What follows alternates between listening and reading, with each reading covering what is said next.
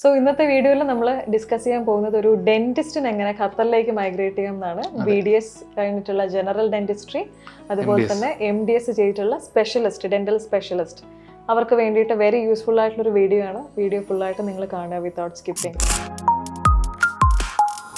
First process എന്ന് പറയുന്നത് നിങ്ങളുടെ ഡാറ്റ ഫ്ലോ ആണ്.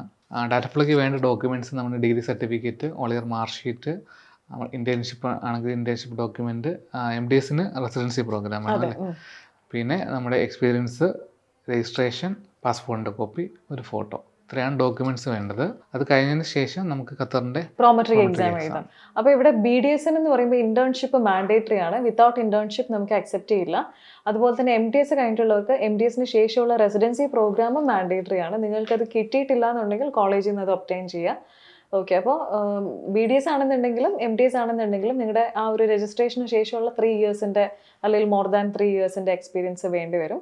MDS ആണെന്നുണ്ടെങ്കിൽ MDSന് ശേഷമായിരിക്കും എക്സ്പീരിയൻസ് കാൽക്കുലേറ്റ് ചെയ്യുന്നത്. പിന്നെ നിങ്ങൾ ചെയ്യേണ്ട ഒരു പ്രൊസീജിയർ, ഇതിൻ്റെ കോച്ചിങ് നമ്മൾ പ്രൊവൈഡ് ചെയ്യുന്നുണ്ട്. അപ്പോൾ കോച്ചിങ് എടുക്കുക, കോച്ചിങ് എടുത്തിട്ട് മാത്രം എക്സാമിലേക്ക് പോകണം. BDSൻ്റെ കോച്ചിങ് നമുക്ക് റെക്കോർഡഡ് ക്ലാസ്സസും ഉണ്ട്, ലൈവ് ക്ലാസ്സസും ഉണ്ട്. അറൗണ്ട് ഒരു 50 ഡേയ്സിൻ്റെ കോച്ചിങ് ആണ്. ഓക്കെ, പിന്നെ നമുക്ക് വരുന്നത് HRD അറ്റസ്റ്റേഷൻ. കേരളത്തിൽ പഠിച്ചവരാണെങ്കിൽ നോർക്കയാണ്, ഔട്ട്സൈഡ് കേരള ആണെങ്കിൽ HRD ആണ്. HRDയുടെ അറ്റസ്റ്റേഷൻ ചെയ്ത ശേഷം ഖത്തർ എംബസി ചെയ്യാം. ഫൈനലി ആണ് നമ്മൾ എന്താ പറയുക, HRD കഴിഞ്ഞ് ഫൈനലി ആണ് ഖത്തറിൻ്റെ എംബസിയിലോട്ട് ഈ ഡോക്യുമെന്റ് പോകുന്നത്. സോ അത് എല്ലാ കാര്യങ്ങളും നമ്മൾ തന്നെ ഇവിടെ നിന്ന് അതിൻ്റെ അസിസ്റ്റൻസ് നിങ്ങൾക്ക് പ്രൊവൈഡ് ചെയ്യുന്നുണ്ട്. അപ്പോൾ ഇത്രയൊക്കെയാണ് മെയിനായിട്ടും ഒരു ഡെൻ്റൽ കാറ്റഗറിയിലുള്ള ഒരു ഡോക്ടറിന് വേണ്ട പ്രൊസീജിയേഴ്സ് എന്ന് പറയുന്നത്. ഇനി എന്തെങ്കിലും നിങ്ങൾക്ക് കൂടുതലായിട്ട് ഡൗട്ട് ഉണ്ടെങ്കിൽ നമ്മുടെ ചാനലിൽ കമൻറ്റ് സെക്ഷനിൽ നിങ്ങൾക്ക് ചോദിക്കാം. പിന്നെ രജിസ്ട്രേഷന് ശേഷമുള്ള എക്സ്പീരിയൻസ് ആയിരിക്കും എപ്പോഴും കാൽക്കുലേറ്റ് ചെയ്യുന്നത്, അത് എപ്പോഴും ശ്രദ്ധിക്കുക. പിന്നെ ഇവർക്ക് ഡെൻ്റൽ കാറ്റഗറി ആകുമ്പോൾ ഈ BDSനൊക്കെ ചിലപ്പോൾ ട്രെയിനി വിത്ത് എക്സ്പീരിയൻസ് ചിലപ്പോഴേ കിട്ടത്തുള്ളൂ എന്ന് തോന്നുന്നു. അത് എക്സ്പീരിയൻസ് മാൻഡേറ്ററി ആയിട്ടും കാണിക്കേണ്ടി വരും. പിന്നെ നമ്മുടെ എംബസി അറ്റസ്റ്റേഷന്റെ പ്രൊസീജിയർ ആണ്. അതെ, എംബസി നമ്മൾ ഡൽഹിയിലുള്ള ഖത്തർ എംബസി വഴിയായിരിക്കും ചെയ്യുന്നത്. HRD കഴിഞ്ഞ് കഴിഞ്ഞാൽ പിന്നെ MEA ഖത്തർ എംബസി, ഇത്രയാണ് പ്രൊസീജിയർ വരുന്നത്.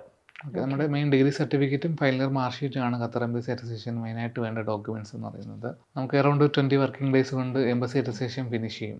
അത് കഴിഞ്ഞ് കഴിഞ്ഞാൽ പിന്നെ എക്സാം, എത്രയേ ഉള്ളൂ. എക്സാമും കഴിഞ്ഞാൽ പിന്നെ നിങ്ങളുടെ ലൈസൻസിങ് ആണ്. അത് എംപ്ലോയർ ആയിരിക്കും ഫുൾ ലൈസൻസിങ് ചെയ്യുന്നത്. പിന്നെ HRDയുടെ ഡ്യൂറേഷൻ അൺപ്രഡിക്റ്റബിൾ ആണ്. കാരണം ഓരോ യൂണിവേഴ്സിറ്റിക്കും അതിൻ്റെതായിട്ടുള്ളൊരു ഡ്യൂറേഷൻ വരും. HRDക്ക് സപ്പോർട്ടിംഗ് ഡോക്യുമെന്റ് ആയിട്ട് കൊടുക്കുന്ന ഡോക്യുമെന്റ്സിലും വ്യത്യാസം വരും ബേസ്ഡ് ഓൺ യൂണിവേഴ്സിറ്റി ചേഞ്ച്. അപ്പോൾ അതും കൂടെ നോട്ട് ചെയ്യാം. ഓക്കെ, ഡെന്റിസ്റ്റ് അപ്പോൾ ഖത്തറിലെത്തി കഴിഞ്ഞു അല്ലേ? Full process explained. So if you have more doubts നമ്മുടെ ചാനലിൽ കമൻറ്റ് ചെയ്യുക. പിന്നെ നമ്മുടെ കസ്റ്റമർ കെയർ നമ്പർ 8327626262 മെൻഷൻ ചെയ്തിട്ടുണ്ട്. അതിലേക്ക് either കോൾ ഓർ വാട്സാപ്പ് ചെയ്യുക. So thank you all. By.